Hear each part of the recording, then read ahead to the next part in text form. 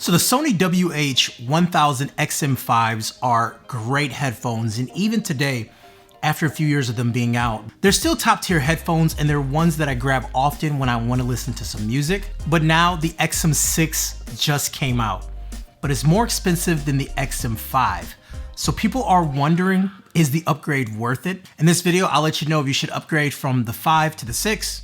Kevin the Tech Ninja, let's get into it. First, let's talk about the XM5s. You know, they have a sleek and modern look. It's minimalist, has this one-piece headband, super clean, but the biggest annoyance is that they didn't fold. That made portability tough, you know, even with the included case. You know, tossing it in a backpack or travel bag meant working around that fixed shape, which I did put up with it since they were such good headphones, but I ended up switching to my Bose that folded. And the XM6 brings back the folding design that we saw from the XM4 and making it easier to travel and to store. The case is also smaller, has a magnetic lock, so packing it up is quicker and less bulky. It also has a wider headband for better weight distribution. The build feels very similar overall. Now, one thing that is different is now the power button and the ANC button are different sizes, so you can tell them apart when reaching for the buttons on the ear cup. So both headphones are super comfortable, but there are some subtle differences. The XM5 has a lighter clamp and a slightly more relaxed fit, and the XM6 has this wider headband that helps distribute the pressure a little bit better in my opinion. The ear cushions feel about the same, and both are solid for long sessions that I can put them on and work all day and not feel any fatigue. But since the XM6 is a little bit more secure and it still maintains that comfort, I think it does edge out the XM5s in general when just walking around and wearing them. I feel like they stay on top of my head a little bit better. So battery life is rated to be identical on both of these. We have 30 hours with ANC on and 40 hours with it off, both supporting fast charging, 3 minutes for 3 hours of playback time. So when it comes to battery, they're both tied. So the XM5s were already excellent at noise canceling, but the XM6 takes it up a notch with a new chip. It's called a QN3 and it has 12 microphones instead of 8 on the XM5s. That means more accurate and adaptive ANC. And in everyday use, like working in a noisy coffee shop or commuting on a train, the differences is noticeable. The XM6 adapts more fluidly to changes in the environment and filtering out random background sounds more effectively. And in those scenarios are really hard to describe how it's better, but when I was walking downtown, there was like construction noise going on, and the XM6, I felt like it picked that construction sound up a little bit faster than the XM5s historically would have done. And so for those reasons, I feel like those microphones are more sensitive, hearing more things to cancel out. Now the XM5s had decent mics, but nothing that stood out. I would take phone calls with it and do Zoom calls and stuff, and it sounded fine. The XM6 introduced a 6-mic AI beaming setup that significantly improves clarity in noisy environments.